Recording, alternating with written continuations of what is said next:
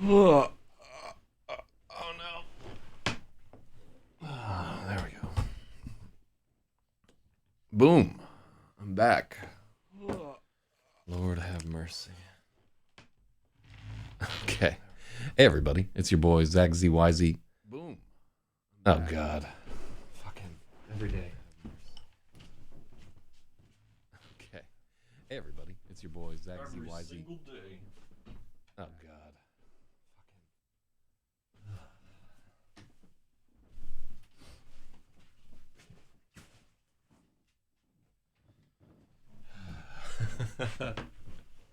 So this marks, I think, 17 days straight in which I have not been able to start up the stream without fucking up some part of it.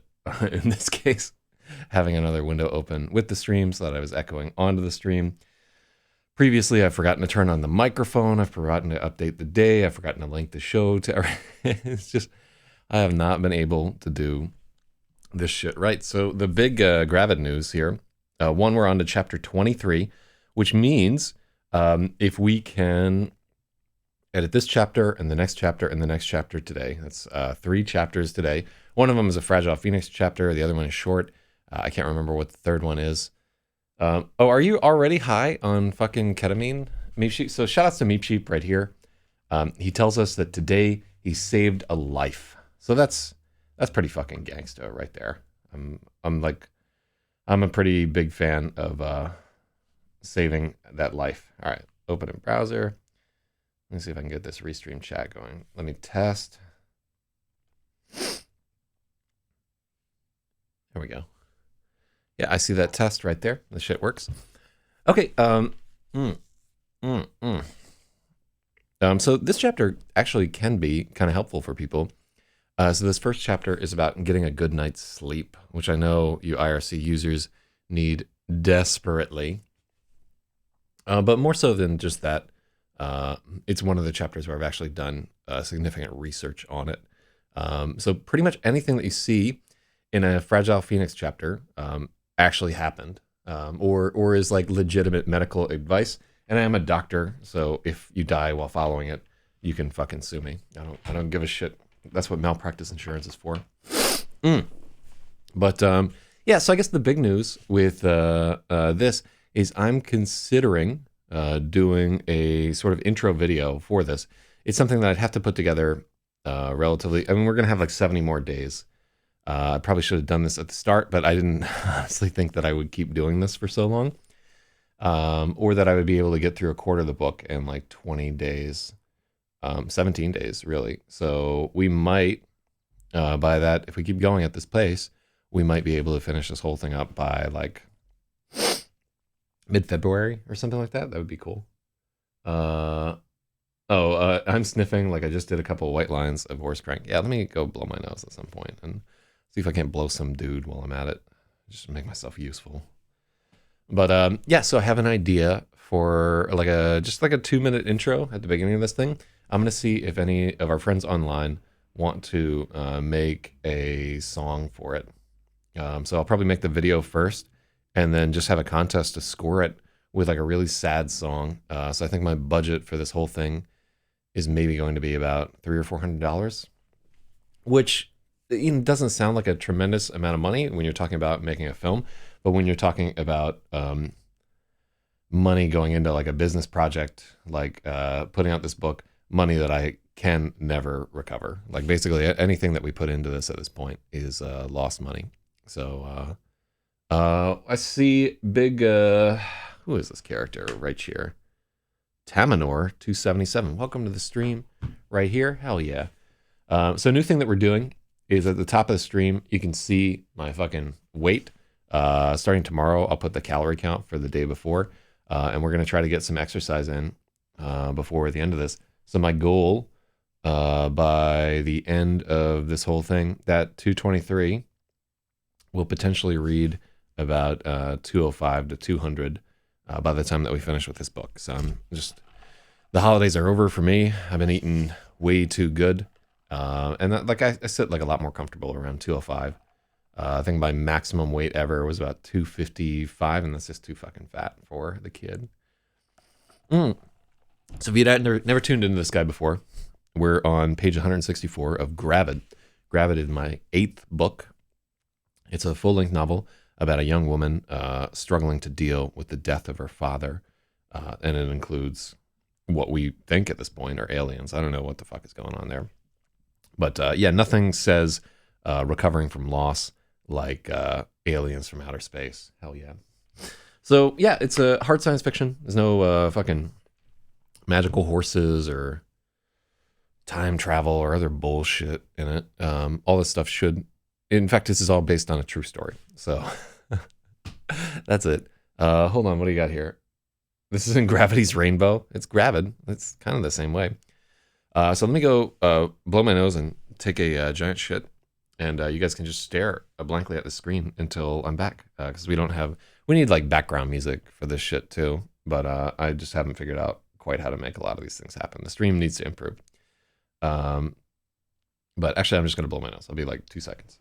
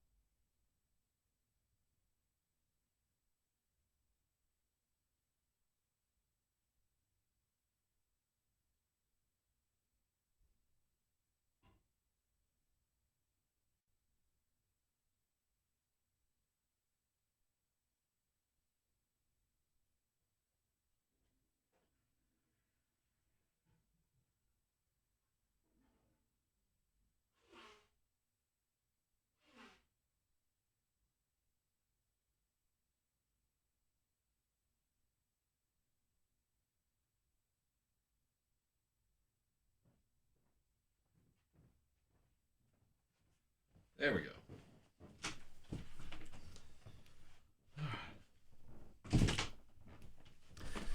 Whew. Thank you, people, for hanging around. You're more patient than I am. My nose was congested because my mind is infected. Hate and all that and whatnot. All right, there we go. So we're out here, the Bellamy Brothers, Cactus Music. Yeah, so the thing is that we're like live streaming to a bunch of different sites, and one of them will just fucking take us down if it senses any copyrighted music whatsoever, but it's not one that a lot of people watch on. So yeah, I don't know what we're about to do, but we're gonna do it some way, shape, or form. All right, but yeah, like I think for our intro music, we're gonna try and get something kind of like on the scale of that Portishead song, Wandering Stars. So Cam the Can says, who cares about copywriting and whatever? Well, it's kind of useful to not get all of our shit flagged. Anyhow, let's get down to it. So we're working on a Fragile Phoenix chapter. So after she gets beat up by another girl, Freya has to go and see a psychiatrist because her response to getting socked in the eye was to just lay down in the dirt and stay there. And everybody's like, what? You can't just do that. That's real fucked up, lady. So there's that aspect of it there. And so the psychiatrist that she visited gave her a copy of his book. It's a book of pop psychology called The Fragile Phoenix. And there are many chapters of this book included in Gravid there. The purpose of these chapters is to add a counterpoint. There's supposed to be a significant disparity between the advice she's receiving from her psychiatrist and what she can actually implement in her life. The psychiatrist is meant to be a little bit out of touch and out of time. I had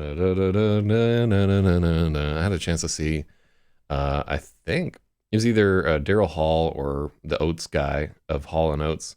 They were doing a concert here, but the tickets were fucking preposterous. Yeah, live music, man. I don't know how anybody affords this shit. I just try really hard to think of this. So if we're looking for the perspective of the psychiatrist from Cam the Can Man Can, so that character is written as somebody who is fucked up pretty significantly in their life. I think in the notes for the rewrite, we want him to come across as somebody who suffers themselves from like significant narcissism and just is a little bit controlling, but that genuinely has his patient's best interests at heart. But at the same time, you know, he would love to become famous and like have his own Dr. Phil style show and so forth. So it's not a Freudian psychoanalyst. I think this guy would fall under the scale of like a general psychiatrist, definitely not like a Freudian analyst. From the advice that he gives, we wouldn't really call this like cognitive behavioral therapy. It falls much more into what you would expect from like a traditional multidisciplinary psychiatrist. But as we're reading through, there are people who have done significantly more therapy may be able to tell you more. Wait, what did you just recognize about Freud the other day, Meep?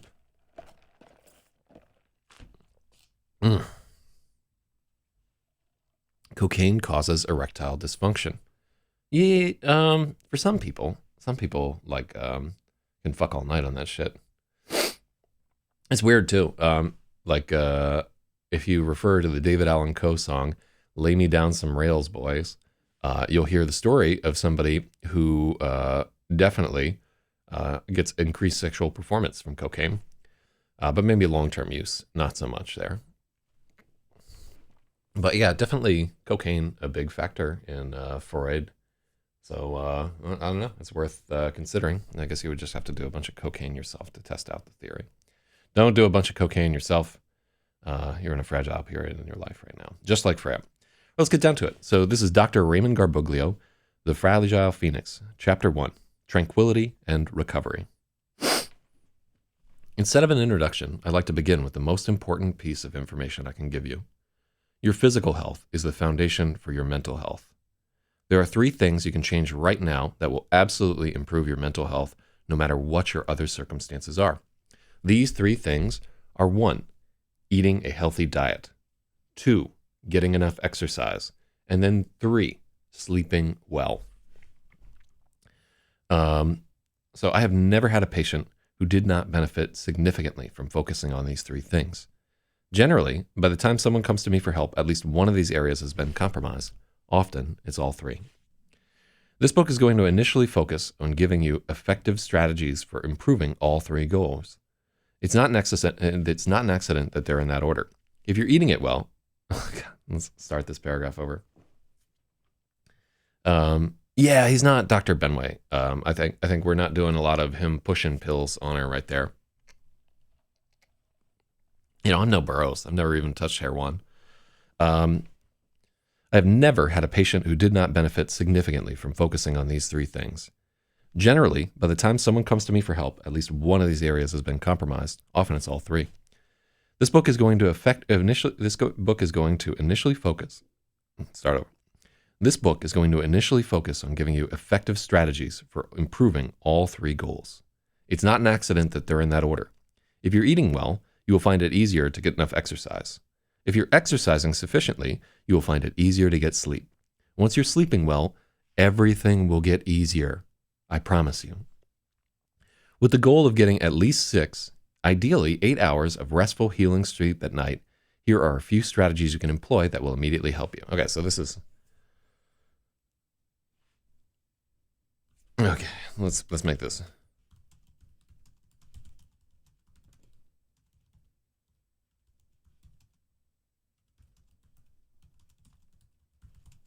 And ideally, 8 hours of restful, healing sleep a night. Imagine how much better your life would be if you got 8 hours of restful, healing sleep every night. Hell yeah. Our goal is to get you a minimum of 6 and ideally 8 hours of restful, healing sleep every night.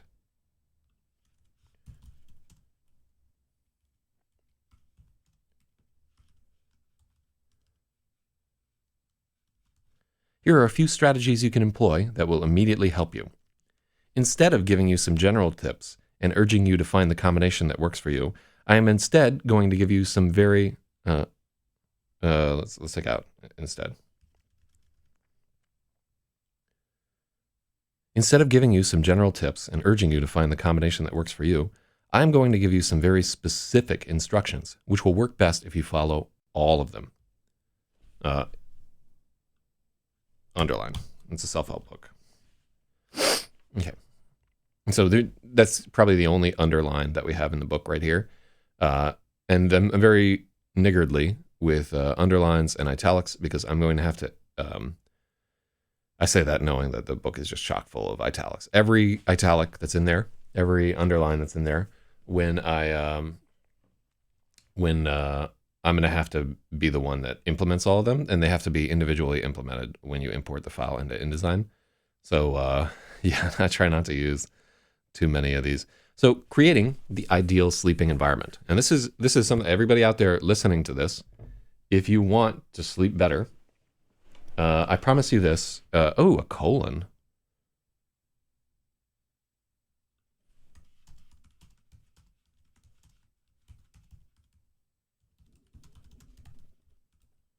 That's so good because we want the emphasis to be on the end of the line there.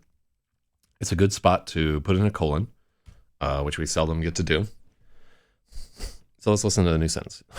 My nose. It's like I got fucking hay fever over here. If you're exercising sufficiently, you will find it easier to get to sleep. Once you're sleeping well, I promise you this. Everything will get easier. Okay.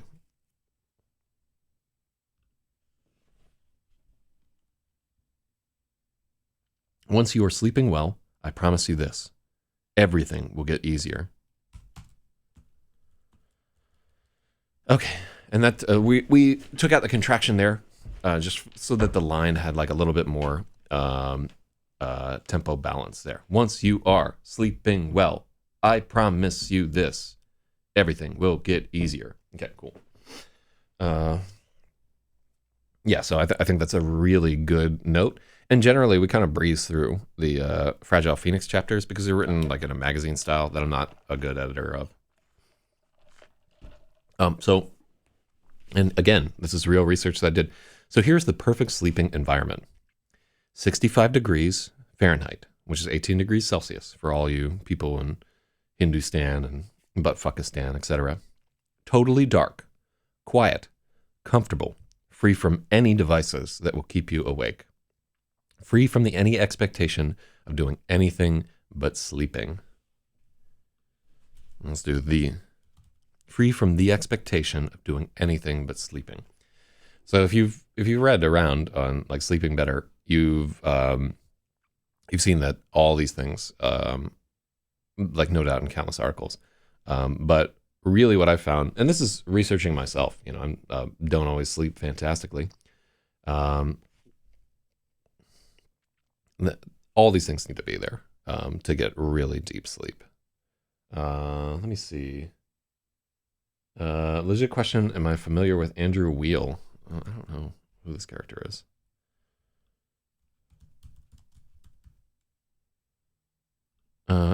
American doctor who advocates for alternative integrative medicine, blah, blah, blah, blah, blah, blah, blah. What is this guy?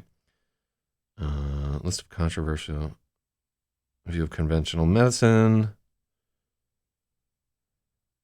So he... vegetarian, yoga, meditation, and work on writing the natural mind. Yeah, I haven't fucked around with this guy. So your mom is into him. Okay. Yeah, I'm not familiar with him. I am not Control F Leary. Yeah, my personal beliefs are I really think anytime that you use holistic or homeopathic or any of that shit to describe medicine, throw it in the fucking trash. It doesn't do anything. I'm anybody who is willing to submit like whatever their medicinal thing to like rigorous testing and can get like conclusive results, then I'm on board. But yeah, I do not like pseudo mystical bullshit. I want shit that works. Okay. God. Begin by making your space as quiet and dark as you possibly can. Even small sources of light, such as LEDs and power adapters, should be taped over. Use blackout panels and curtains to eliminate light from windows, and install a door sweep if light is coming in beneath your door. The darker you can get your bedroom, the better. And I will tell you that I follow this advice. Right now, my bedroom is like a black pit. Try to make the sole purpose of your bedroom sleeping. Remove televisions, computers, and especially phones from the area where you sleep. Do not use your phone as an alarm. You want a small alarm clock that does not tick and does not produce light. The optimal temperature for sleep is 65 degrees Fahrenheit, 18 degrees Celsius. Try to keep your room as close to this as possible. We should add when you sleep.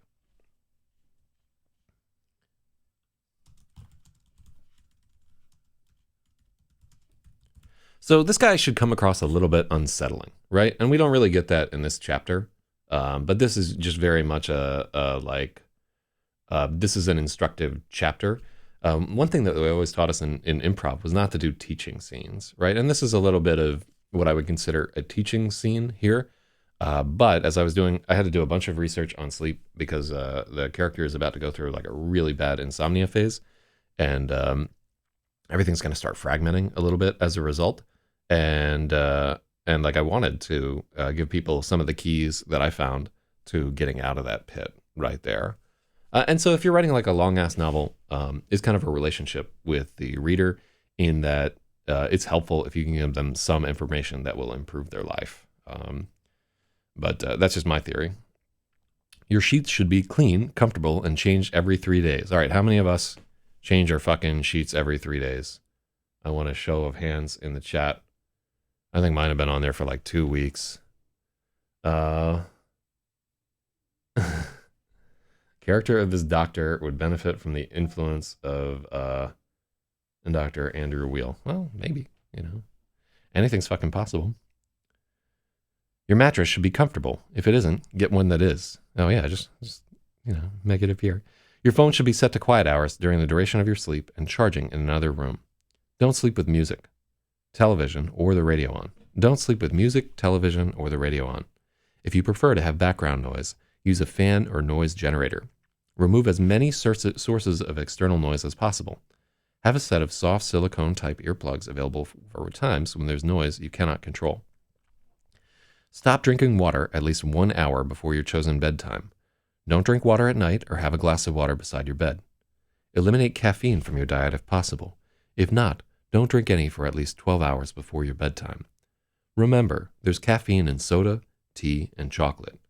Try to eat your last meal of the day 2 to 3 hours before bed. As you can see, the act of resting can be a lot of work, but there is an enormous payoff, dramatically better sleep, which can lead to a much better life.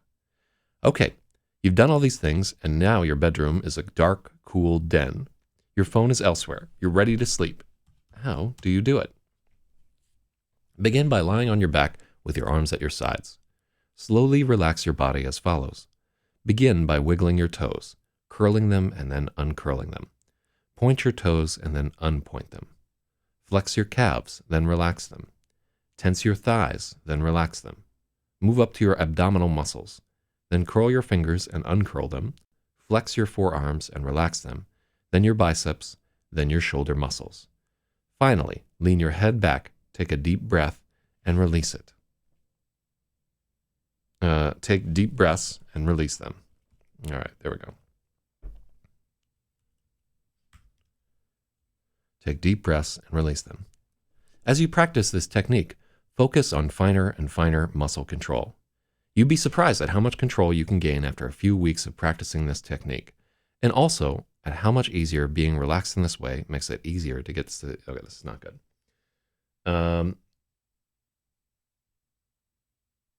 Let's take a look here. Okay, so this is a technique, like if you're ever having a difficult time sleeping, and you want to get sleep. There are a lot of names for this, but it's a technique of flexing and relaxing each of your muscles, and generally it can be helpful to like start at your toes and work your way up. This is a technique that I often employ when I can't get to sleep, and it's quite effective right there. The main thing, you'll really start to feel it in your chest as the breathing gets easier because your body is starting to relax.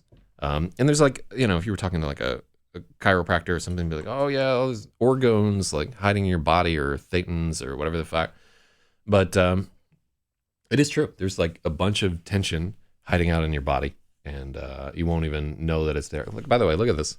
Look at this fucking, how white I am. God, I gotta get somewhere where there's some fucking sun, man. I'm gonna get as depressed as my character here. I haven't even taken vitamin D yet this year because I'm trying to find out if it's what's fucking with my eye. So yeah, if I start getting real sad, and you can tell in the chat, just remind me it's about time to take vitamin D. As you practice this technique, as you practice this technique, focus on finer and finer muscle control. You'll be surprised at how much control you can gain after a few weeks of practicing the technique. Yeah.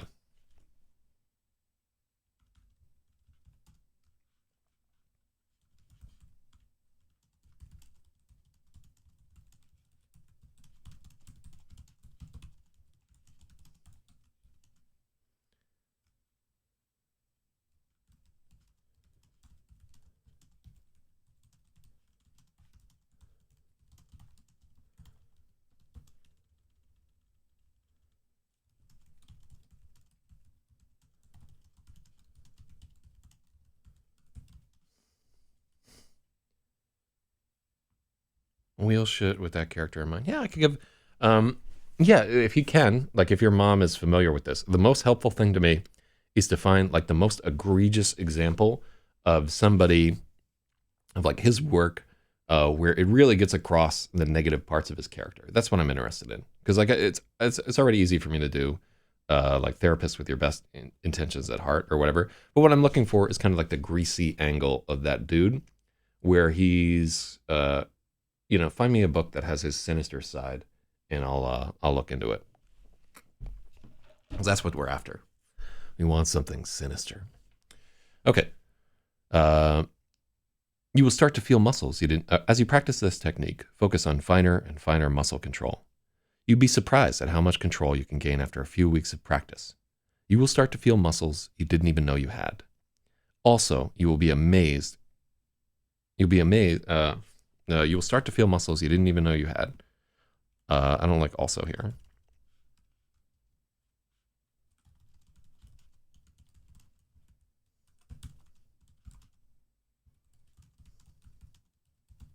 When you're totally relaxed, it's easy to fall asleep. If you're still awake, do another repetition of the whole cycle. Take as long as you'd like. You have all the time in the world. All right, so let's do that without stumbling. Let me see.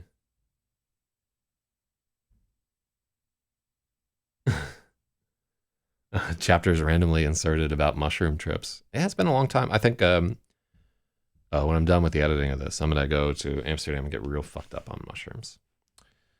As you practice this technique, focus on finer and finer muscle control. You'll be surprised at how much control you can gain after a few weeks of practice. You will start to feel muscles you didn't even know you had. When you're totally relaxed, it is easy to fall asleep. If you're still awake, do another repetition of the whole cycle. Take as long as you'd like. You have all the time in the world. Hell yeah. Hell yeah. The next stage is breathing. Begin to inhale slowly through your nose. Picture yourself filling the lower part of your chest first, then slowly filling up your middle, then the top of your lungs. Take the breath as slowly as you can while still feeling comfortable. Hold your breath for 2 seconds, then release it slowly. As you breathe out, picture yourself breathing out some small part of what's bothering you. When you draw air again, imagine that you are filling the empty space with something peaceful and tranquil. Perhaps you are creating a still pond inside of yourself, reflecting the sky, or a meadow with flowers swaying in a breeze. Continue letting go of the things you are worried about and filling them with this peaceful place. With each breath, you can visualize a new detail about your tranquil space. You never have to tell anyone about this space. It can be something just for you. When you finally let go, you will sleep, freed of distractions. Hold on.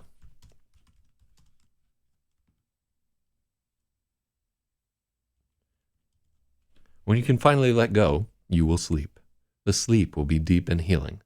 As you become accustomed to getting a long, uninterrupted, and restful sleep each night, you will find it easier and easier to sleep, even in non-ideal conditions. Your health will improve. Don't be upset if this doesn't work for you on the first try, and that applies to everything in this book. It's tough to change, but you can do it. That is the Fragile Phoenix, chapter number 1. So, what do we got right here? So, I feel like this is an okay chapter right here. I like how new agey and shit it gets. Keep in mind, like, all this shit actually works right there. And in fact,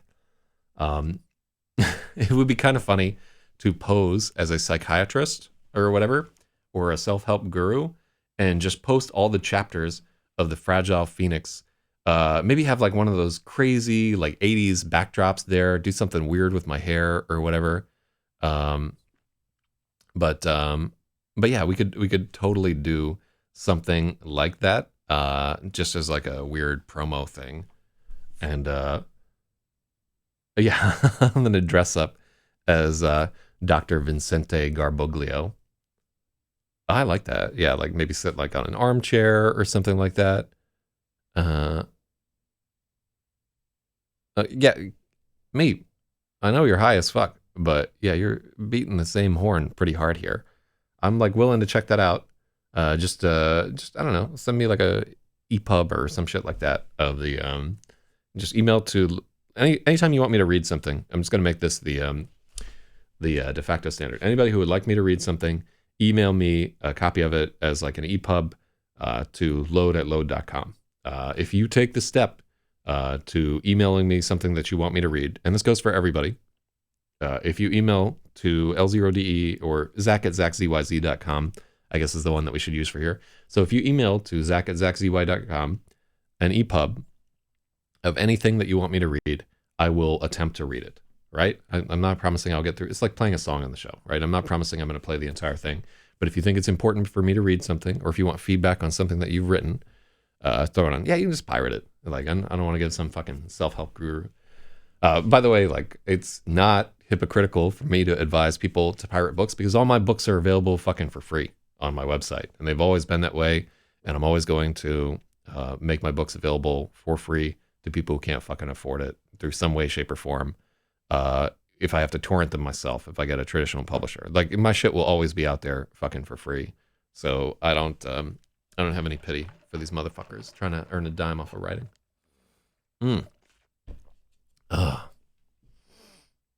No, don't scan a fucking book. Like, somebody has already done this work for you. Just find the PDF. All right. A ton of cool mystical shit. Well, wild, man. All right. But now we got to let's work on chapter number 24. Oh, wow. Yeah, we don't even have the spacing right here. I'm worried, like, going through these comments, I'm going to have like some real personal self-critical shit here. Rewrite so that Renanin is Wednesdays and Garboglio is Thursdays. I think we already did that in the chapter. So yesterday was supposed to be Monday, but I don't have the timing right. So yeah, this whole situation about Radomir is supposed to happen on no, this is a Tuesday here that this is happening. Because the fight was Monday. No. Okay, so that's Monday. Then, I don't know what day this is happening. This is probably a Tuesday right here. So chapter number 24. So what's happened in the story thus far is that healing secrets of the Kamachi. What's happened thus far is that so she had a fight with her mother, where her mother accused her of drinking a can of her Ensure, which is this like Soylent like beverage for you teensters out there, which she thought she hadn't done, and just leaving it on the kitchen counter. And that's the kind of relationship they have there, where her mother will like accuse her of shit like that, and it'll be like a big fight. So when Freya is like, I didn't fucking drink your Ensure. Ensure is gross, bitch. Lassa, her mother, says, well, then you must be sleepwalking. And since you're sleepwalking, let's cut down your dosage of Lunesta, which is, Lunesta is a benzo analog. It doesn't have some of the negative effects of benzodiazepine thing, which is shit like Valium is a benzo. Benzos have like really, really rough fucking withdrawal. Like if you just go cold turkey off of a benzo, you will have a psychotic episode. Not like you may have like a bad trip or something. You will have a psychotic episode. Real talk.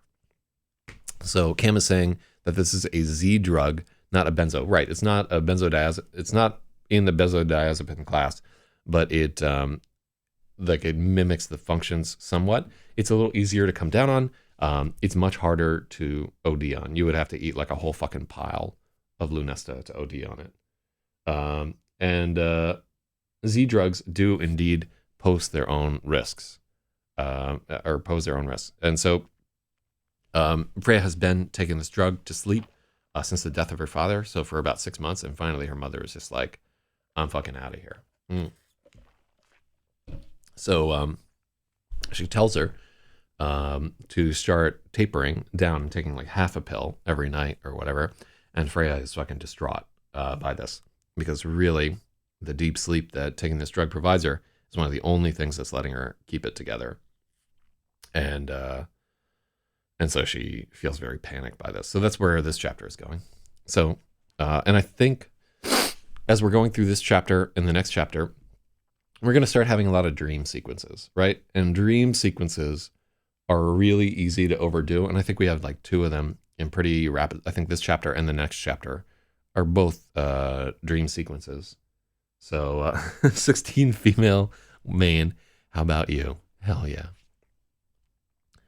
So half a pill was not enough to keep Freya asleep for the whole night.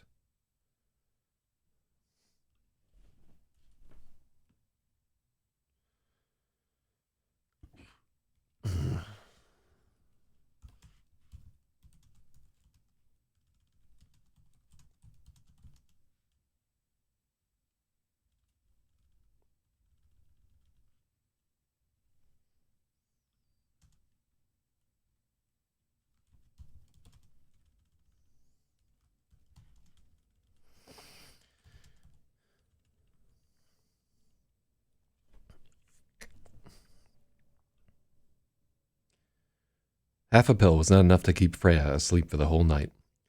She dreamed of standing out on the strand of stones in the Silas River. The river and the trees around it were bright as day, but the sky overhead was an empty black without moon or stars. In her hand she held the 2 halves of the meteorite, wound around and around with electrical tape. The star ball was sealed inside. She lifted the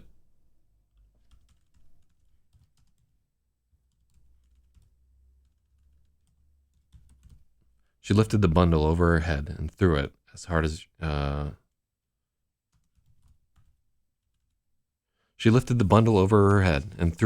she could.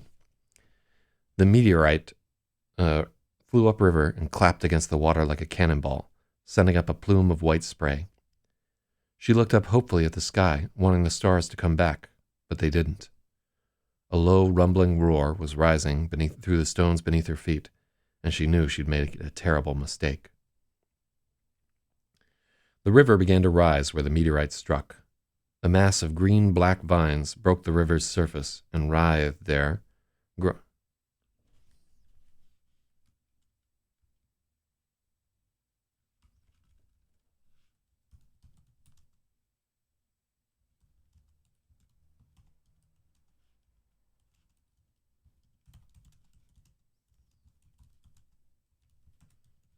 Mm-hmm.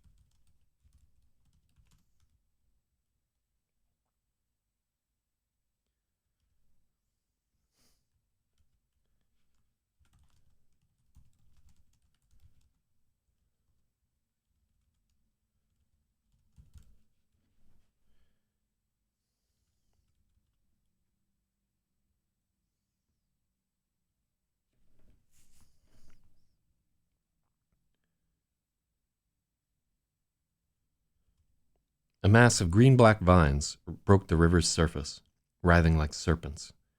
The current carried strands of them past her on either side, twisted and braiding out each other, branching out again and again on the surface of the river like capillaries.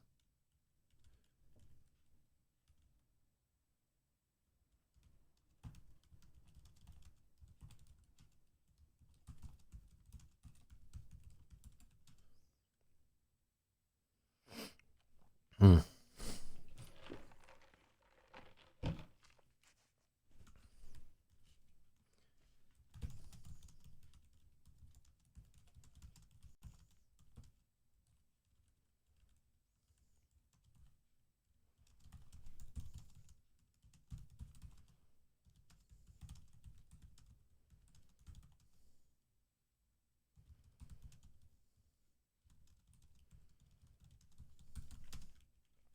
Mm-hmm.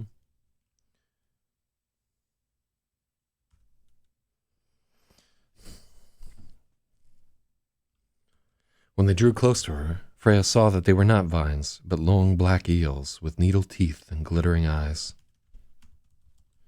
They were growing over the banks of the river, winding in around and around tree trunks and pulling everything towards the center mass. With a groan of soft, rotten wood, the eels tore the trees down and ripped the rocky rise into the river. They were devouring the earth, drawing everything into the black water, and they were growing over her bare feet, trying to pull her in too. Freya cried out and ran, darting across the rocks and racing down the path. Branches whipped at her face and tore at her clothes. She turned her face and tried to...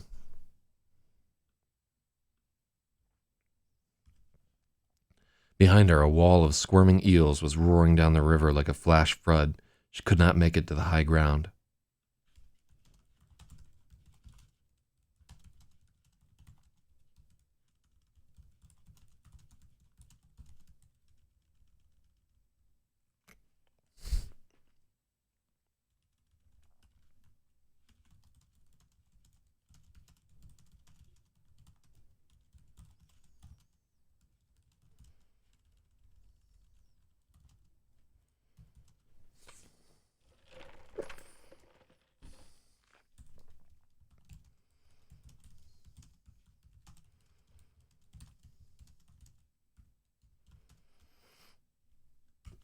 Freya cried out and ran, darting across rocks and racing down the path.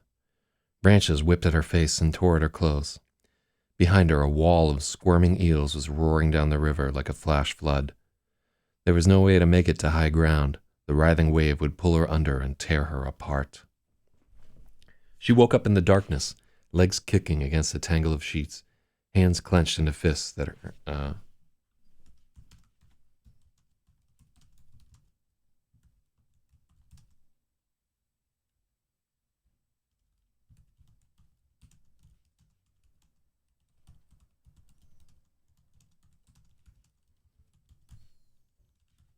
hands clenched into baby fists that had no strength.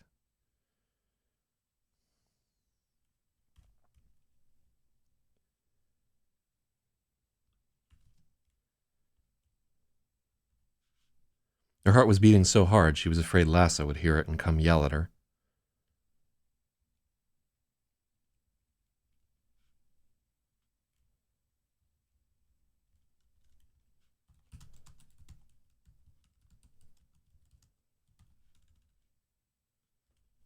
She had a senseless fear Lasso would hear it and come yell at her, but the house was empty and she was alone.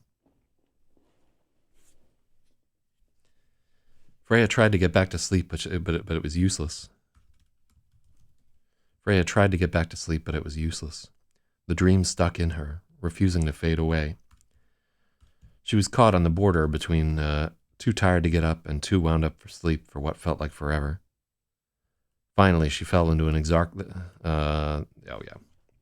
This paragraph needs some work. Freya tried to get back to sleep, but it was useless. The dream stuck in her, refusing to fade away, and she was caught on the border between...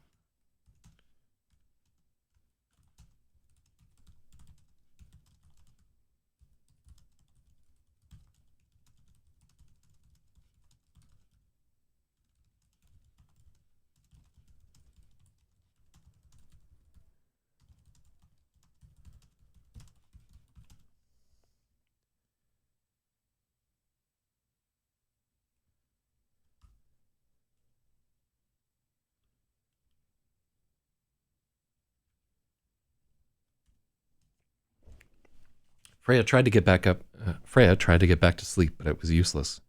The dream stuck in her, refusing to fade away. She was caught on the border between too tired to get up and too wound up for sleep. Yeah, so we can cut that. She was caught on the border between too tired to get up and too wound up for sleep for what felt like hours.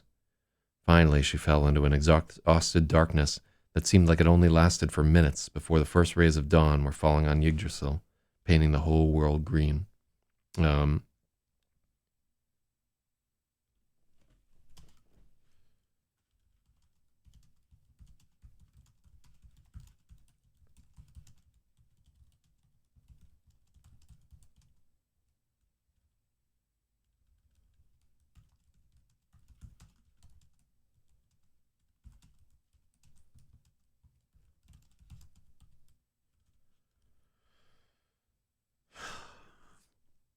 Yeah, like so she reminds Meep of Meep Tan, his imaginary girlfriend. And yeah, like well, ideally, readers will just like this character and relate to her. So I don't know if that's going to be the case here. Well, like we've definitely added some negative qualities this time around, but we still want people to. I mean, this is the voice that the entire book is told through. Like the whole book is in this character's head. So one thing that we have to keep in mind is we don't want to go too far. We want to keep showing incidences like where she's doing things that readers will wish that they did. Like that's the oldest like dodge in the book. Oh, she grew up right here in Maine. Yeah, like her whole life has been spent essentially in this small town, which is you can think of it as being in north central Maine, about 2 hours shy of the Canada border. Um, so yeah, if you read through the first chapters of the book, it has like a fair bit of her backstory, but I don't think we ever specify that she was born and raised in Maine in the book. So that's a good thing.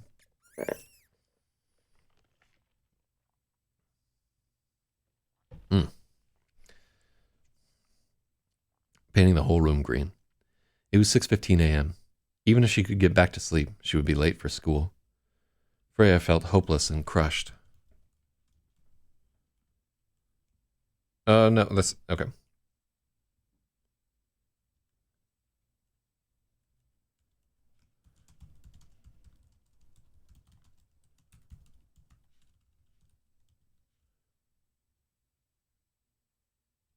Hmm.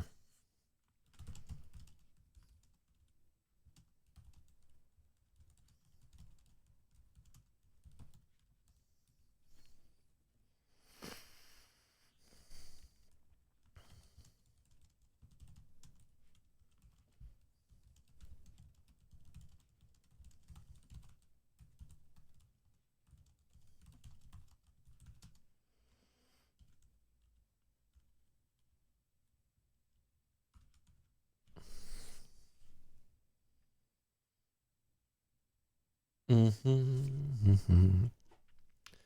There was a weight, like someone sitting on her chest, crushing her against the bed. It took almost 15 minutes to summon the energy to go to the bathroom.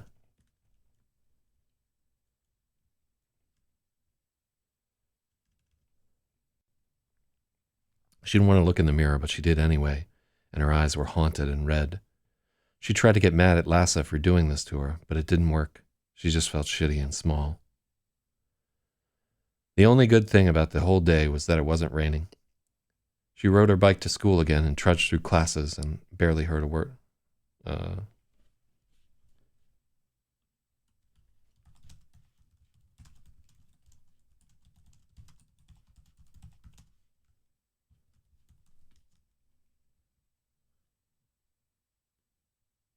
okay, let's edit that previous chapter. So we need to take a gander uh, into the. Oh, yeah. Let's go back to.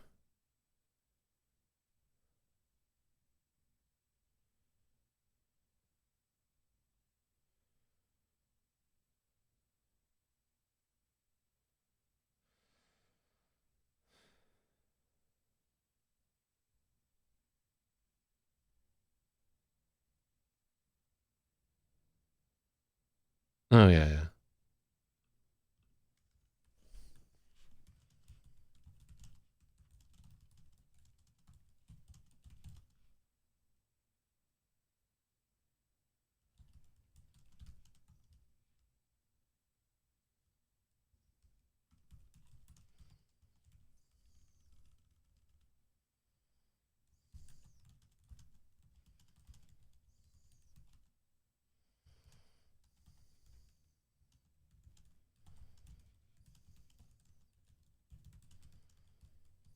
Snuggle to breathe.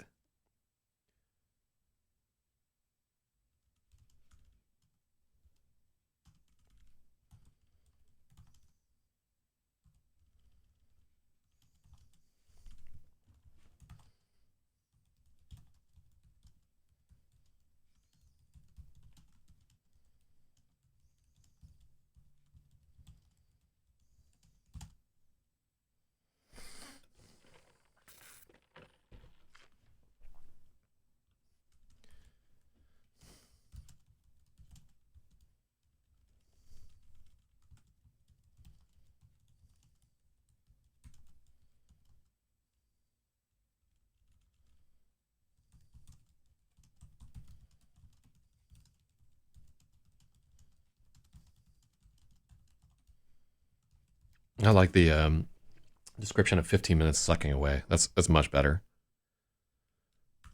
15 minutes sucked away before she could manage to get up and go to the bathroom. So I was dating somebody who had, she was like a little up her own ass about it, but she definitely had like some real significant depression.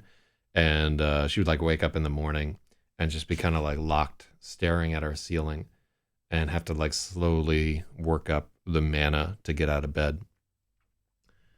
Uh, wait. So Cam is saying, so what is this girl with a Mexican sounding name doing in the middle of Maine? Me so fucking ignorant. Google Freya and see what comes up for you. All right. Legit question. What a fucking goofus. I needed that. I was getting depressed for a second by the character, but the dumbness of IRC users is bringing me back to life. Oh, apparently it's Hanukkah today, so happy Hanukkah to all of our Semites out there. Good job, way to Hanukkah. Oh shit, my phone is across the room. Whatever, let's just work on it here. I'm just offering my perspective as all. Okay, I don't think we need to worry about a lot of our readers mistaking Freya for a Mexican name. Legit needs a nap. Yeah, like I guess Meep has been up all night here. It's like kind of frantic and stretched threadbare and Finn with horse tranquilizers. Okay. 15 minutes sucked away before she could manage to get up and go to the bathroom. Yeah, so I was talking about a girl I knew that suffered from like sleep paralysis and like saw like weird demon forms trying to get into her room, and like went through these severe depressive episodes, and she would tell me about it. And when we first started dating, I told her the story in the book, and she's like, wow, holy, she thought I was fucking with her, and that I had like researched a bunch of things about her life. And was like, this was our first date. We were talking about, I was working on this book, and she literally thought that I had like researched a bunch of shit about her life and was just pretending that the story was there, because it was like so similar to what was happening. Sounds pretty much Hispanic to me, because it has like the YA ending that's there. But I will tell you, Mexicans do not have a monopoly on the ending YA in the end of their names. I'm just putting it out there. Other cultures will do that too. Cultures like the Nordic culture, where Freya is one of their primary gods. I'm just putting it out there. I can read a book on some Vikings.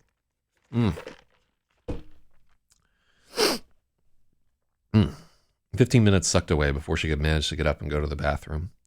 She didn't want to look in the mirror, but she did anyway, and her eyes were haunted and red.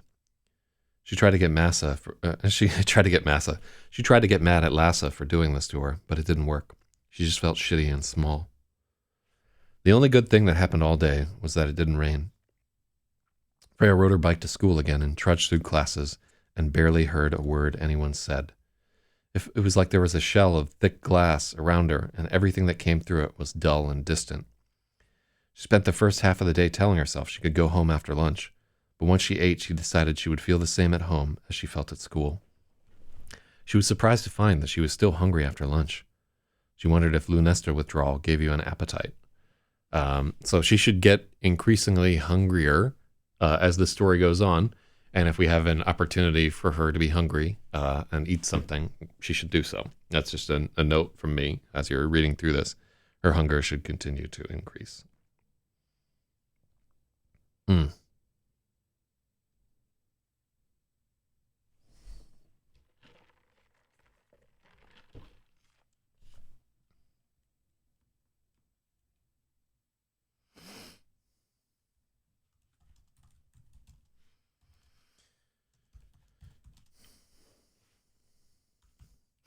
She checked her phone.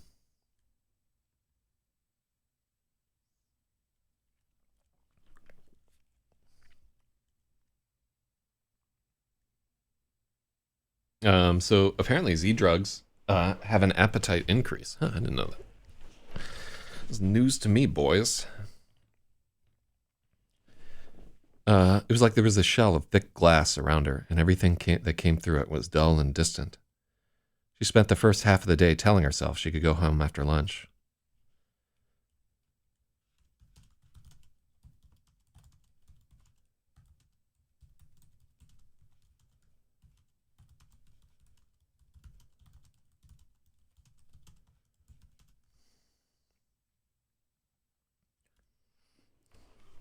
She was surprised to find she was still hungry. She wondered if the Lunesta withdrawal gave you an appetite.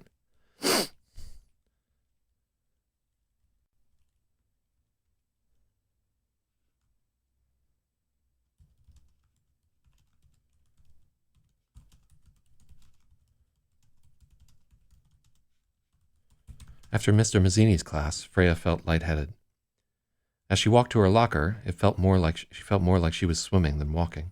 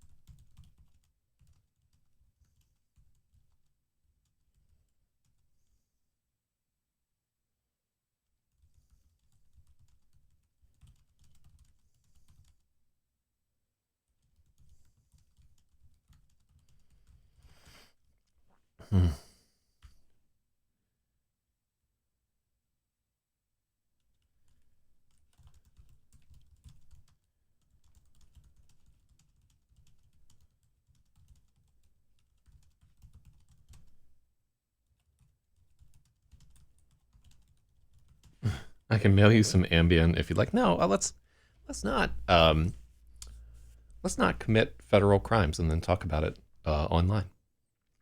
That's my idea. I think we should just obey the law at all times. Meet every single time that we're on here. Let's be obeying the law.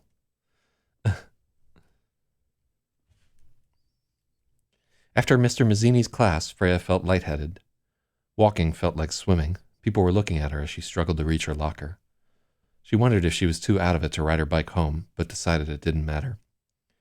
As she was walking to the bike racks, there were a bunch of people in the hall near the auditorium, and the doors were open. Inside...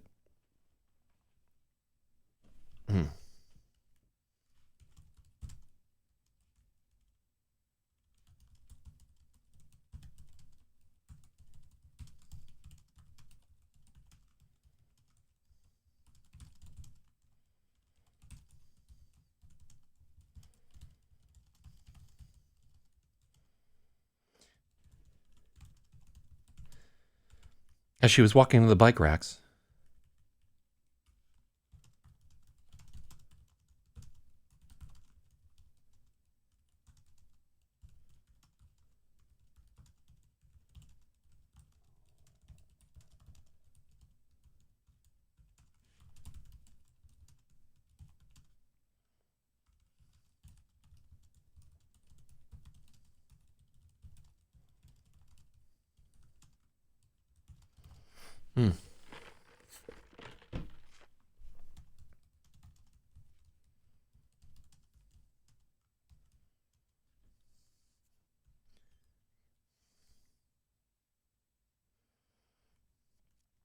Down near the orchestra pit, Mr. Sales and the band director were sitting in the front note, taking notes.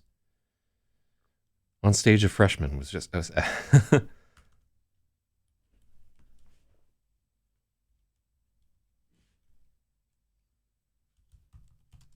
On the stage, a tubby freshman was absolutely mangling Hamlet's soliloquy. "Oh, God," someone in the group near the door whispered, and the others were stifling giggles. Freya recognized the voice as Saria Jefferson. Peter Burrell was standing next to her. They were all watching the stage. Freya hurried away before Saria could notice her and ask her why she wasn't auditioning.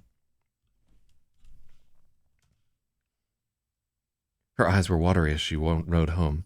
She told herself it was just the wind. Lasso was still gone.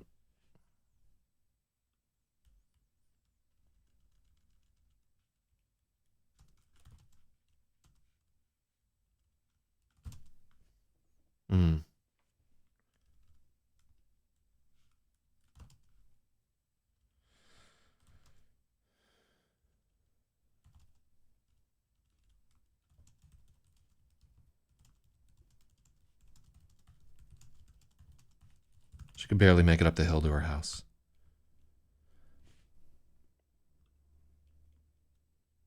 Lasso was still gone, but there was another half pill on the dresser. She must have come home for a change of clothes.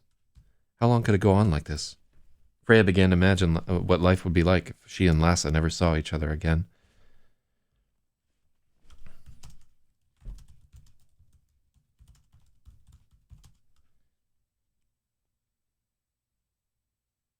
She felt weirdly hopeful, and she had to tell herself it was dumb to daydream about it.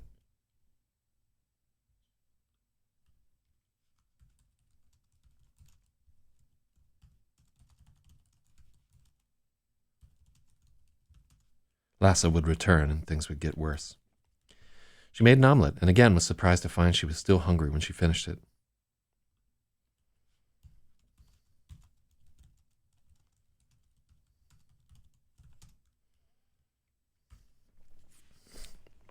Freya made an omelet, and again she was still hungry.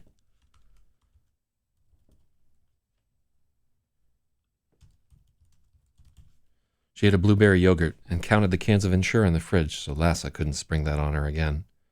There were still 10 cans. Freya wanted to go right to bed, but she knew she would wake up at 3 a.m. and be stuck all night. She forced herself to stay awake, flicking through channels on the TV that were just flashing lights.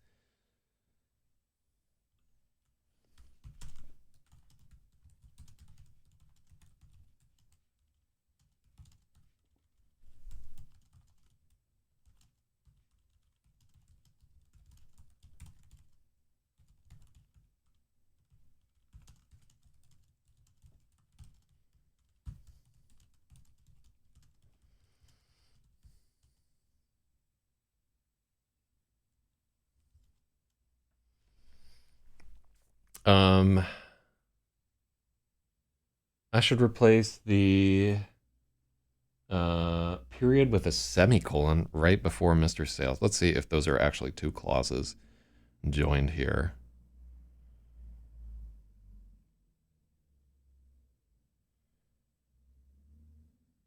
And the doors were open, and there were students scattered among the seats. Down near the orchestra pit, Mr. Sales and the band director were sitting in the front row taking notes. On stage, a tubby freshman was absolutely mangling Hamlet's soliloquy. Okay, that is not an appropriate point for either a colon or a semicolon. Those should be separate sentences. Actually, like, Freya has no immediate family in the area, and that comes up very early in the book when her mother is jailed because there's nobody to bail her out but Freya. Their family is like very isolated, and we don't really get into why there are no grandparents in the picture on either side of her family, and it might be something that's worth addressing. So like, it's not a bad thought from Meep Sheep.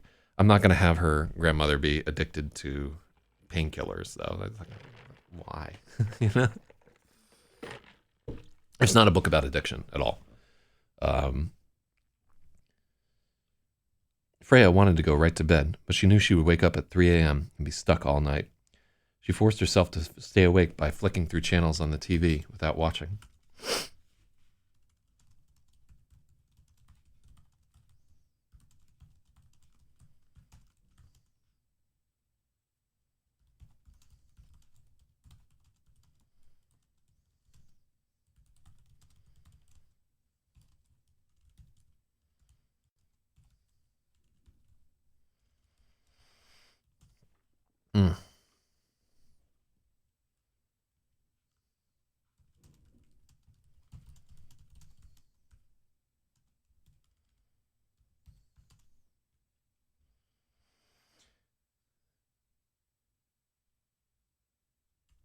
Mm.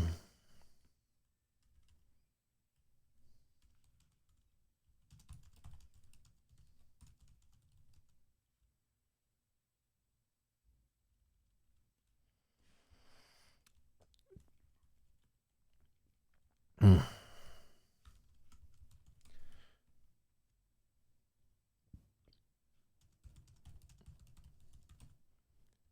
Did we say where was the on the nightstand?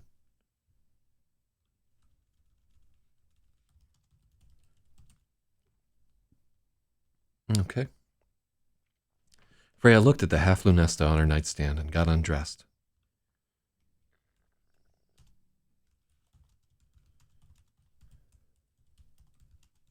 Half starball.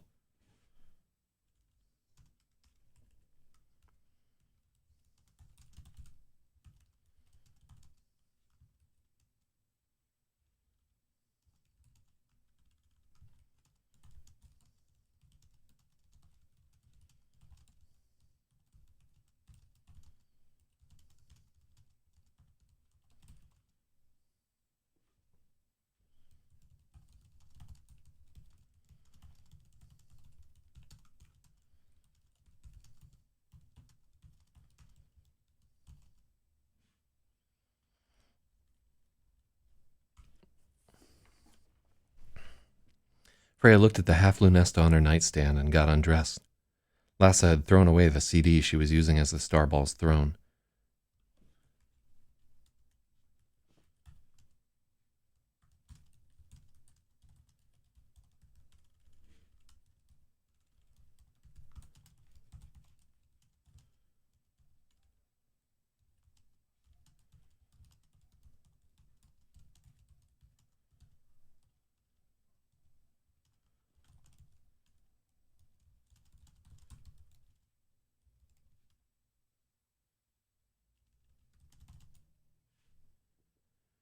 Now, there should be punctuation after orchestra pit. Let's take a look. Down near the orchestra pit. I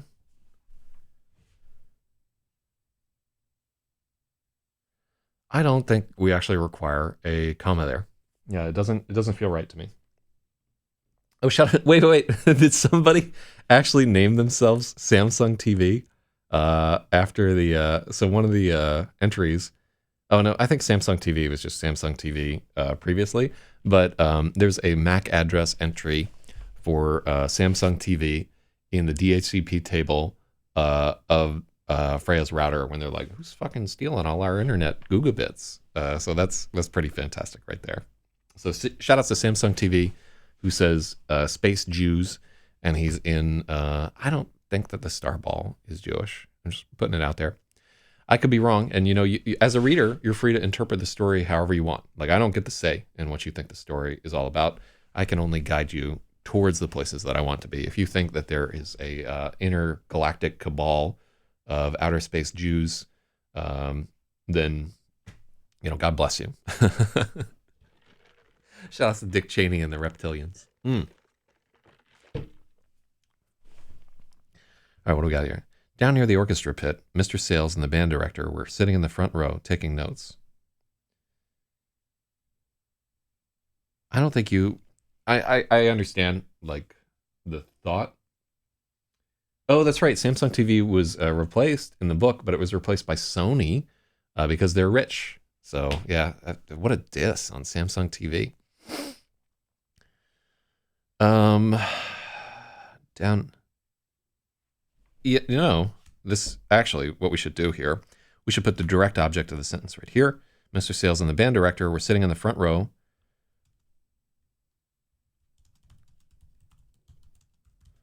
Mr. Sales and the band director were sitting in the front row by the orchestra pit taking notes. That's just a better sentence. So, yeah, anytime that we feel like, ooh, maybe there should be punctuation here, I'll say that like punctuation in sentences is necessary.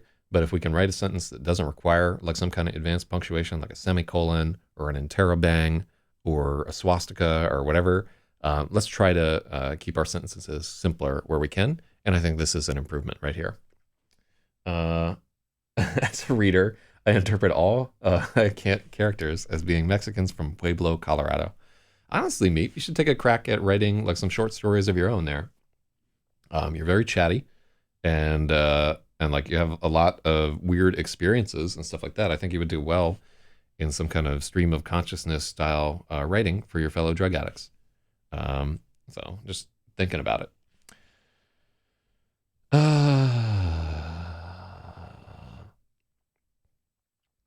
Freya looked at the half Lunesta on her nightstand and got undressed. Lassa had thrown away the Robert Jordan CD she had used as Lassa had thrown away the old CD she was using as the Starball's throne.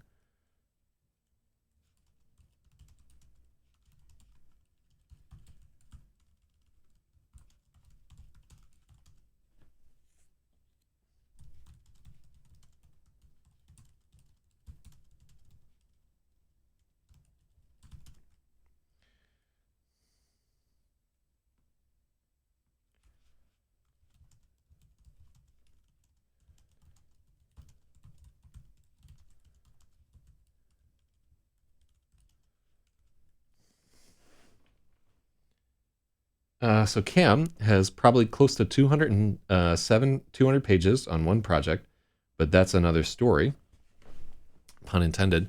Well, I will tell you, like if you look at what I'm doing right here every morning, like this editing process, where you sit down and read aloud each sentence that's there, it has been intensely powerful for me in making like a better story. And literally like finishing a book is just sitting down every fucking day and working on it until it's done. Especially if you're not working right now, you could literally make that your full-time gig at the moment. Not doing it like obviously you don't have the stamina to do it like 8 hours a day, but if you put in an hour or two every day, eventually you will finish that project that is 207 pages long, and then you can go through the process of editing like this. When you do not have gainful employ, it is super important to have a project like that to keep you centered, or it's just easy for the days to kind of melt into each other and like nothing to come of them there. So yeah, that advice could save your fucking life. And I'm not even fooling around. Yeah, I've absolutely been there. So yeah, man, like work on that project or some cactus music or something. The most important thing in life is to have the illusion of progress. Um, Without that, people can swiftly become aimless and just sort of drift from one catastrophe to another. But if you feel like you're moving forward in some direction, that structure will trick your mind into actually moving forward. Real talk. So I've been working on this on and off for almost 2 years. Okay, well the greatest thing about like your first big writing project is nobody's ever going to read it. Nobody will ever give a shit, right? Um, it's just something for you. So like, and you'll feel amazing once you finish it. It really is finishing a book or a project that you've worked on for a couple of years. Literally is like a high that lasts for like a week. It's so good. And then there's like some postpartum depression associated with the project also, which is also good. Like highs and lows are both fantastic to experience. Um, uh,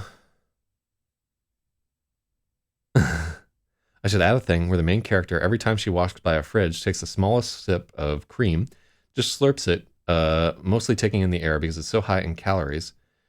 So far, every chick I've shown it to likes it a lot. Oh, wait, I thought that was like the sipping cream. Yeah, the whole book could just be about like my feeder fetish, and the characters all just become monstrously fat before the end of it there. That's an idea.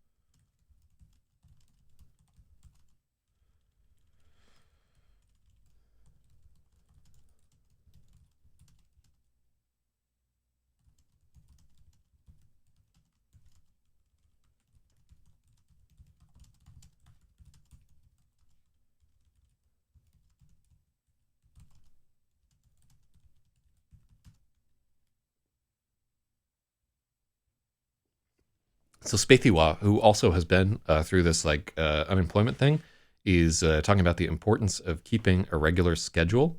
Yeah, it is just so easy to like drift through the days if you don't have the, especially if you're like a significant recreational drug user, you could just blank and lose whole shifts of your life with nothing to show for it. But we're assuming that you want to do something with your life, which not everybody does. Um, some people are just passing through this dream.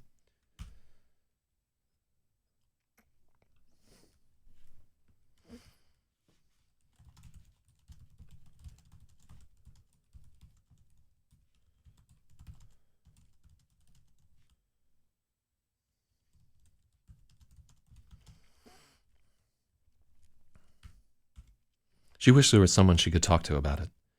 It was so stupid that she was seeing a psychiatrist and couldn't even mention a weird dream.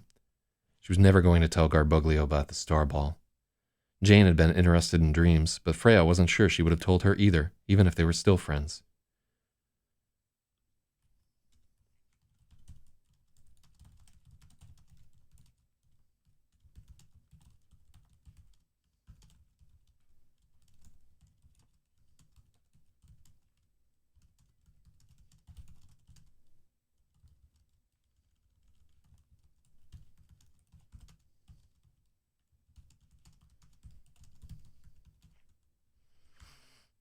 Freya took out her phone and started typing. All right, so check it out to here. So this is in this girl font. What fucking font is this here? Let's take a look. The text is in body. And what style? Bradley Hand. Here is the font that we're using here. Freya took out her phone and started typing. Hey, Bets, miss you tons. I know you probably can't respond to this while you're grounded. Sorry for flooding your inbox. Tongue out smiley. Miss you more than anything. Just walked by auditions for the winter play and saw Peter and Saria there, feeling a little guilty for not auditioning. Maybe I'll try out for the spring play. I saw Radomir yesterday. He's teaching a dance class. Things have been crazy. Lassa's making me take Krav Maga classes. I thought it would be super weird, but everyone is cool. I'm the only girl there, but Jane is thinking about joining. Dan Gregulus is in the class. I roll. Jane and I haven't really talked much since you left, so I hope the two of us reconnect there. Hope things are cooling off with you and your mom. I've been having a tough time with Lassa, really a tough time with everything.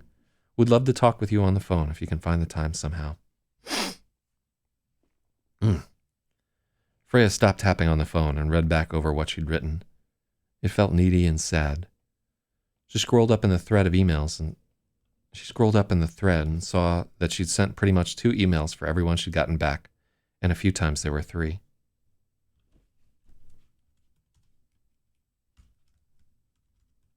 Okay, yeah. So I had it right the first time. She scrolled up in the thread and saw that she'd sent 2 emails for everyone she'd gotten back. A few times there were 3. The time between the replies got farther and farther apart, and Betty's replies got shorter and shorter. They weren't friends anymore.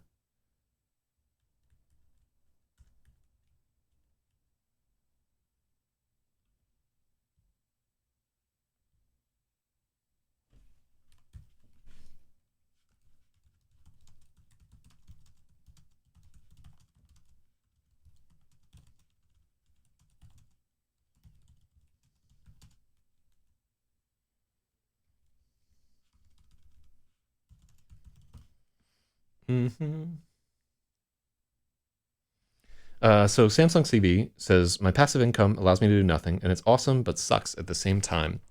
Yeah, I'm fucking not there with the passive income, obviously, since I'm permanently broke.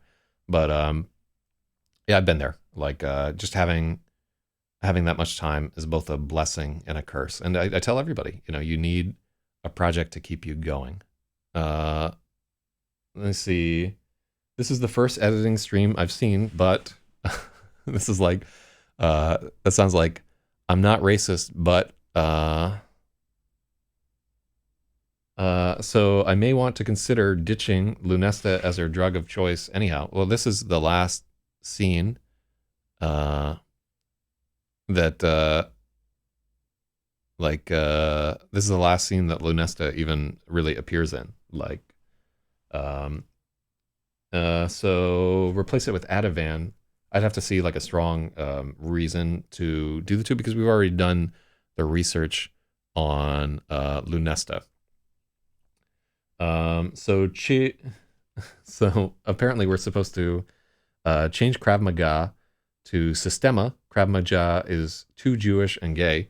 Well, the dude teaching the Krav Maga class is like a straight up Israeli Mossad character. And how else are we supposed to highlight the control of the international bankers over that's not actually what's going on there. So we got Hopeful Sushi here in the chat. Welcome to the chat right here.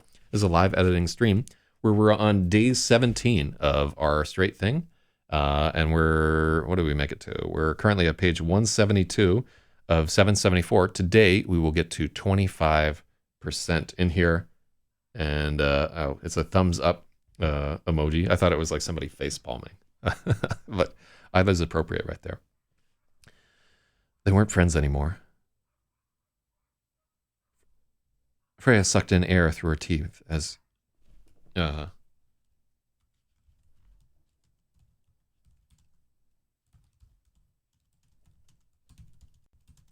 Freya inhaled sharply as she admitted it. Betty had new friends at her new school.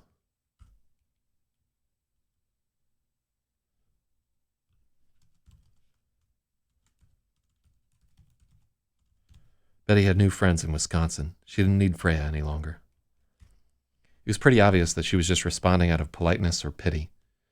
For an instant, Freya wanted to fling the phone as For an instant, Freya wanted to fling her phone against the wall as hard as she could. She visualized it sailing through the air and breaking apart into a million pieces, leaving a big, ugly dent in the drywall.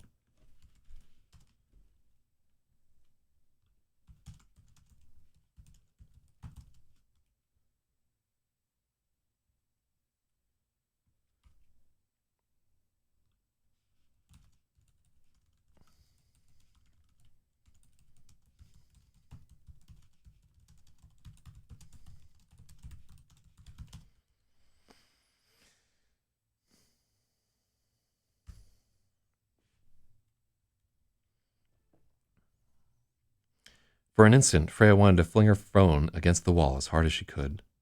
She visualized it sailing through the air and breaking apart into a million pieces. It would leave a big, ugly dent in the drywall, and Lasso would scream like a banshee when she found out. Freya didn't throw the phone. She took a deep breath and deleted the draft. She plugged the phone into her charger and took the half lunesta from her bedside table and swallowed it without water. She reached out and touched the star ball.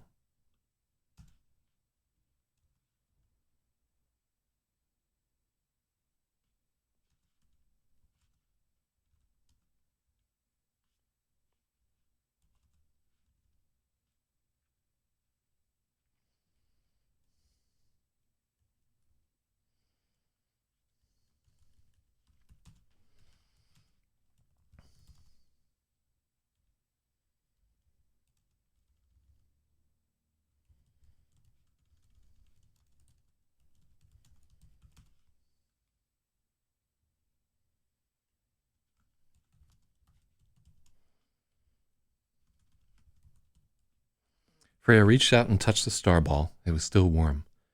She thought about sailing through space for light years and light years, surrounded by the nickel shell, completely alone. And then she turned off the light. Hell yeah. So I just inspired Samsung TV to get back to working hard. I'm going to cook so much meth this year. Thanks, Load Read. Hell yeah. You know, the thing is that even you can't just retire on your meth money, right? That's not a character arc. Like, I made a bunch of money with meth, and now I just sit at my trailer home, like jacking off, occasionally ordering prostitutes. No, that's not it.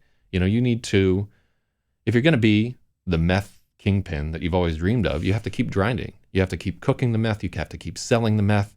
You have to acquire a fucking henchman named Jesse and constantly be like, we have to cook.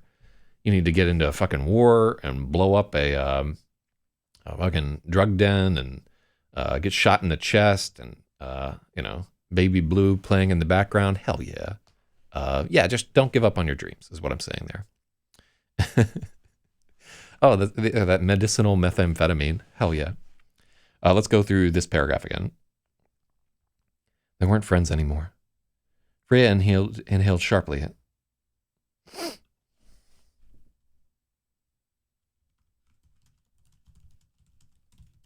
It was time to admit it. Betty had new friends in Wisconsin. She didn't need Freya any longer. It was pretty obvious she was just responding out of politeness or pity. For an instant, Freya wanted to fling her phone against the wall as hard as she could. She visualized it sailing through the air and breaking apart into a million pieces.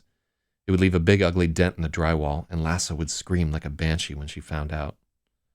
Freya didn't throw the phone. She took a deep breath and deleted the draft. Then she plugged her phone into the charger, took the half lunesta from her bedside table,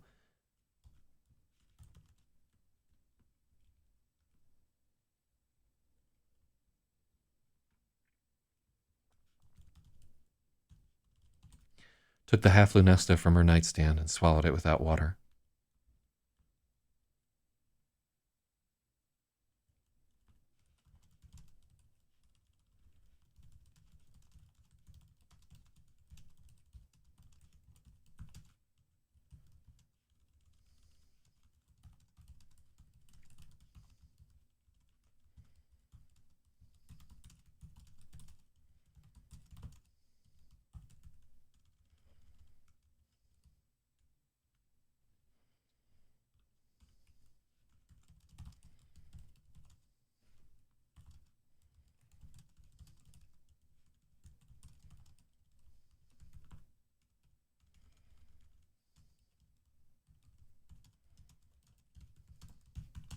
That's a better chapter. Okay. Freya didn't throw the phone. She took a deep breath and deleted the draft. Then she plugged the phone into her charger and took the half lunesta from her nightstand and swallowed it without water. She turned off the lights and got under the covers. In the darkness, she reached out and touched the star ball. It was still warm. She thought about sailing through space for light years and light years, surrounded by the nickel shell, completely alone. Then she turned off the light. Banging. That's a good chapter. Yeah, like, so let's go over what we got to here. This is the first one of our dream sequences here. So the previous chapter, we're just okay with that. But here, chapter 24 is a good spot where you can see she's isolated from her mother, starts having these weird dreams. We see her going through like a very depressive phase in school. And like some of these are like the like waking up and just that's everybody who's been super depressed has felt that feeling, the like weight of everything crushing you down and having to like store up the energy to get up and move. This like the part where you're like telling yourself, I'm gonna make it halfway through this day and then I can just go home. And then you get to the point where you can go home. You're like, I just want to just fucking stay here, and just suffering through it. So then we get to her seeing like people doing something that she used to love, which is drama, and she just can't even there, like seeing these people that she used to be in like this weird crush triangle with, and then them not noticing her, just like fleeing away from it. Really solid here. We get some foreshadowing of the fact that she's hungry all the time. She wants to go right to bed, and then you can just picture her like click, click, click, click, click, click, click, click. Oh wait, actually, hold on.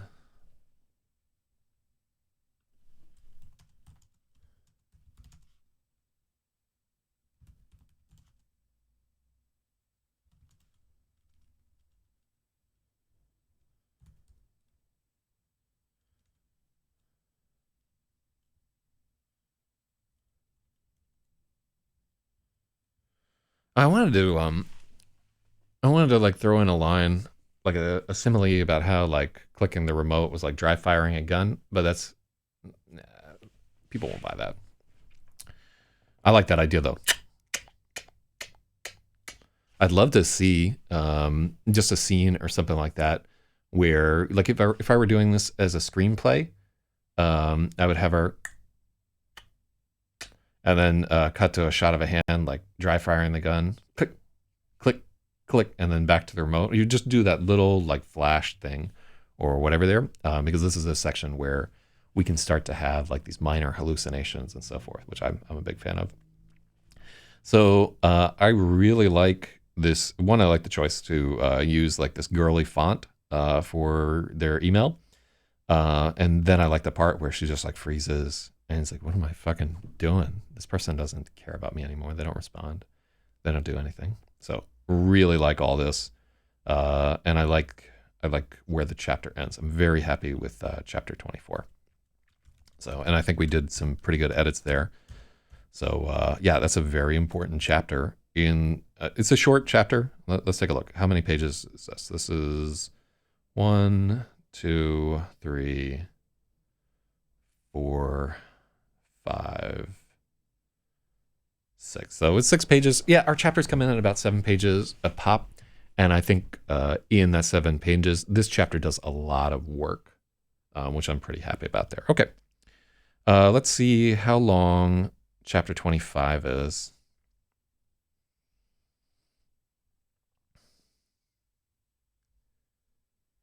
So chapter 25 is like another dream here. Non-zero chance we will just cut chapter 25.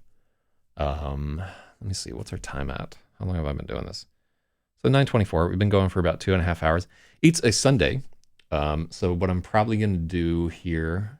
No, you know what? Let's power through. Let's just try to do chapter 25 because I'll be really happy because then we'll get to like a quarter of the book today, and then maybe I'll stream more later, but maybe I won't. So as you're listening to this right here, so we just had like a dream sequence. I think most of this is just a dream, right? I think it's just a whole chapter that's just a dream, and it may be excessive on the, but it also does like some weird shit in it. So let's get into it here. The streets were slick and the tires of her bicycle spat against the asphalt. They fizzled to a stop at the side of the Silas, let's see.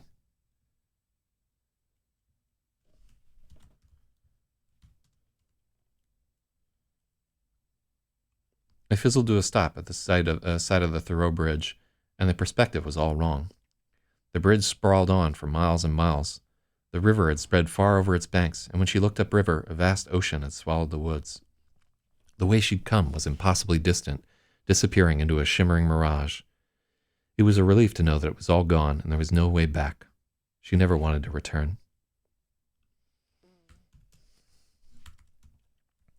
Freya leaned over the guardrail, and beneath her the seawater was a churning froth of turquoise and white foam. Dark clouds swirled up from the depths.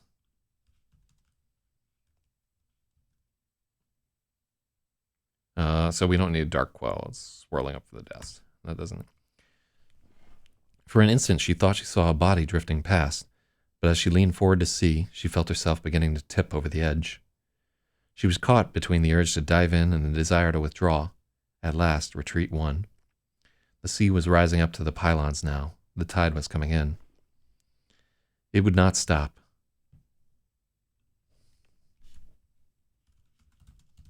The tide would not stop. It would rise to spill over the edges of the causeway, and if she stayed here, it would drag her under.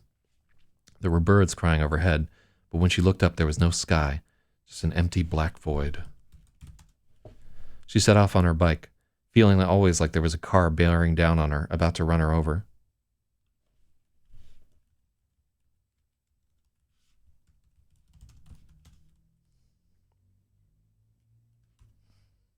Feeling like there was a car following her. But when she turned back, it was only the rumbling of the road crumbling into the sea.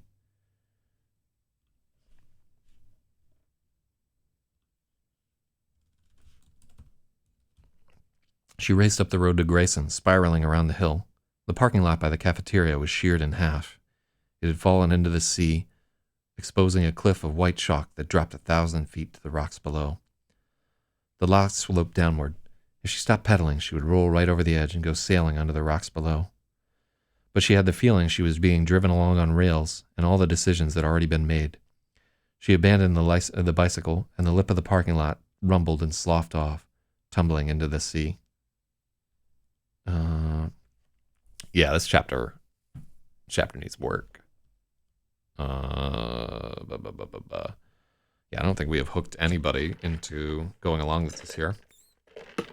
Let's do a read through, and then I'll say that we may need to, let's just read through this guy here, make some minor changes, and I think chapter might need a rewrite, especially like this first part here, if we keep it in there. She raced up the road to Grayson, spiraling around the hill. The parking lot by the cafeteria was sheared in half. The teacher's parking lot by the cafeteria was sheared in half. It had fallen, exposing a cliff of white chalk that dropped 1,000 feet to the rocks below. The lot sloped downward. If she stopped pedaling, she would roll right over the edge and go sailing down onto those rocks. We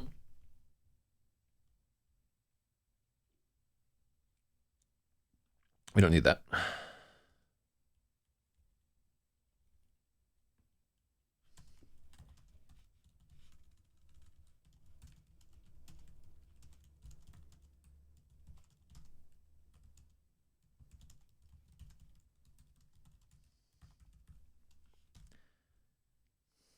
She wanted to go look over the edge, but she kept moving towards the school.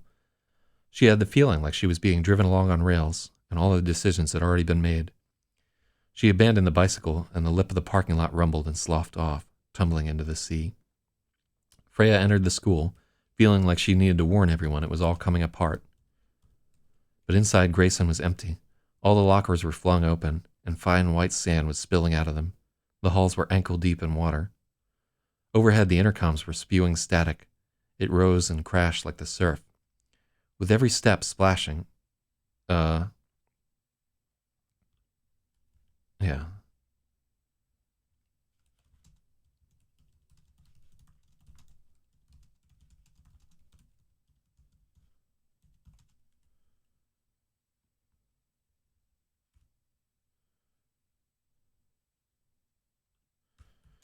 She trudged through the water to the auditorium. There was a stream cascading down the steps of the orchestra pit like a waterfall.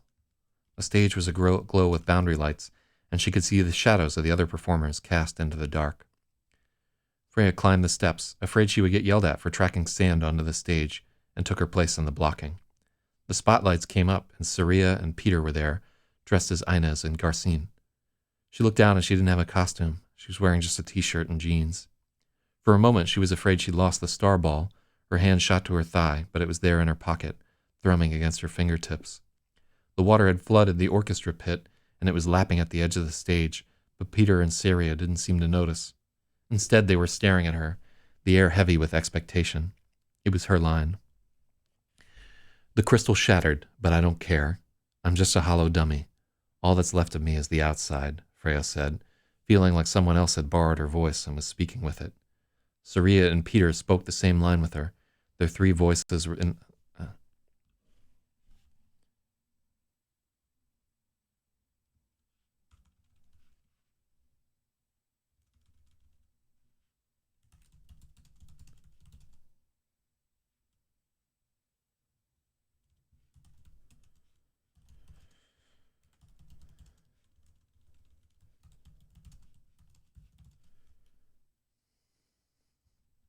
chanting the line over the sound of the waterfall on the stairs. There was more to the line, but the acting was through. They had never taken their eyes off her. They wanted something. For a moment, she felt awkward and confused. But they advanced on either side of her and brought their faces close to hers so she could feel their breath from their noses against her neck.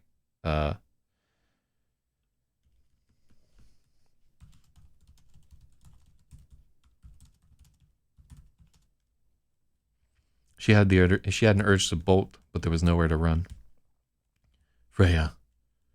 The way Saria said her name was so heavy, like she was invoking a deity. When she cornered Freya in the grain room and confessed her feelings, she spoke in the same way, hushed and reverent. Saria had built an idol in her mind. It had nothing to do with Freya. Anyone could have been her vessel. She knelt at Freya's feet and clung to her ankles. She was kissing the tops of Freya's toes, tickling her, and water splashed as Freya flinched.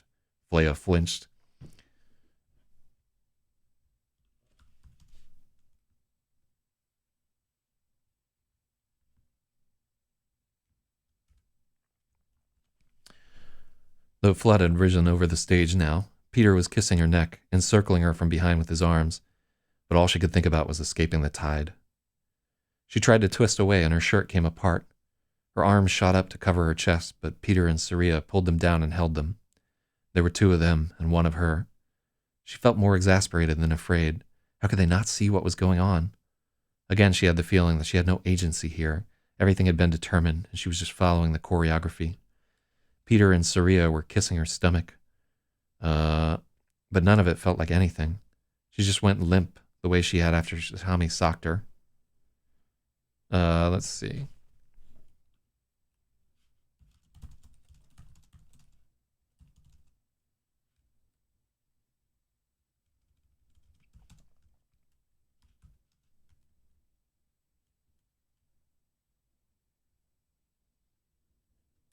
Peter was kissing her breast, but his eyes were locked on Saria.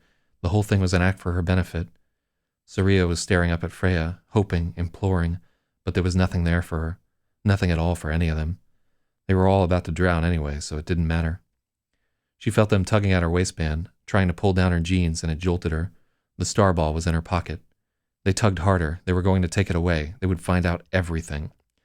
Freya shoved Saria away, and she fell backward into the water that had risen knee-deep on the stage, with a crash of cymbals. At once, Peter released Freya and splashed towards Saria. When he tried to pick Saria up, his hands slipped right through her.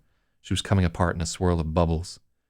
With pink foam dripping from his hands, Peter glared up at Freya, his eyes accusing, full of hate. In them she could see a bright flash of light reflected. She felt the star ball in her pocket growing hotter and hotter. She pulled it out and was alive in her palm, burning with white light that outshone the spotlights. Freya was shaking when she woke up. Her hands were balled into sleep-weak fists. There was something the matter with her left hand, and after a moment she realized she was clutching the star ball. She grabbed it off her nightstand during the dream. She hung there for a moment, dreading looking at the clock, not wanting to turn on the light. When she finally did, it was 1 a.m. She had Krav Maga class tonight. She was completely awake, exhausted, but not the slightest bit tired. It was like everything good had been scraped out of her, and all that was left behind was an empty skin.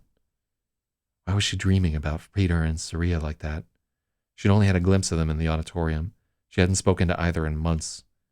She could remember it all so clearly, their hands tugging at her, that awful crash. The crystal is shattered. In the bedside light, she turned the star ball over and over in her palm. It was the same. She wondered if she ought to seal it back up in the halves of the meteorite to see if the dream stopped.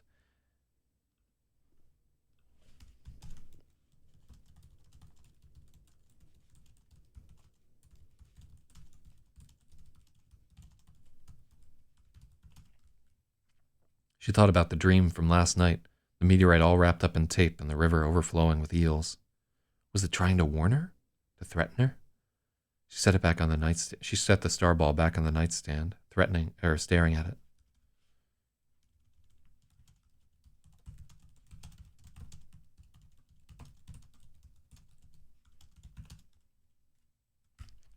Can't you just talk? She whispered to the star ball, and of course it couldn't. She was having weird dreams and probably hallucinating from lunestral withdrawal and sleep deprivation. It was a perfectly logical explanation. She tried to tell herself she would probably get over it in a few days, but she didn't believe it. She didn't get over anything anymore. She turned off the light and stared at the shadows shifting in her ceiling, and the echoes of the dream clung to her like sharp bits of glass. Damn.